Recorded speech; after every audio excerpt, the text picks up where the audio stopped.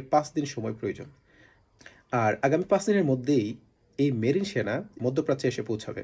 সিএনবিসির সূত্রে একটি খবর সামনে এসেছে যে মার্কিন প্রেসিডেন্ট ডোনাল্ড ট্রাম্পকে প্রশ্ন করা হয়েছিল যে ইরানের রেজিম চেঞ্জের ব্যাপারে। তিনি এই প্রশ্নের জবাবে তিনি বললেন যে আসলে ইরানের তো রেজিম চেঞ্জ হয়ে গেছে। সেটা কীভাবে? ইরানের যে নেতৃত্ব ছিল তারা এখন আর কেউ অবশিষ্ট নেই। নতুন নেতৃত্বে ইরান চলছে, তাই আসলে ইরানের রেজিম চেঞ্জটা হয়ে গেছে। আসলে এভাবেও যে রেজিম চেঞ্জ করা যায় এটা তো আসলে জানা ছিল না। অন্যদিকে আরেকটি ইন্টারেস্টিং খবর আসছে যে নেতানিয়াহুর বিরুদ্ধে রায় দেয়া আন্তর্জাতিক অপরাধ আদালতের বিচারক নিকোলাস অভিযোগ করেছেন যে নেতানিয়াহু সম্পর্কিত নিষেধাজ্ঞার কারণে তার দৈনন্দিন জীবনের কার্যত অচল হয়ে পড়েছে। অন্যদিকে মধ্যস্থতাকারী দেশ তুরস্ক, পাকিস্তান এবং মিশরের প্রচেষ্টায় এই সপ্তাহের শেষের দিকে পাকিস্তানের ইসলামাবাদে একটি বৈঠক আয়োজনের চেষ্টা চলছে।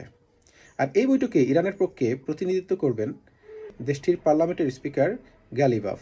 আর যুক্তরাষ্ট্রের পক্ষে নেতৃত্ব দিতে পারেন স্টিভ উইটকফ, ট্রাম্পের জামাতা কুশনার এবং সম্ভবত মার্কিন ভাইস প্রেসিডেন্ট জেডি ভান্স।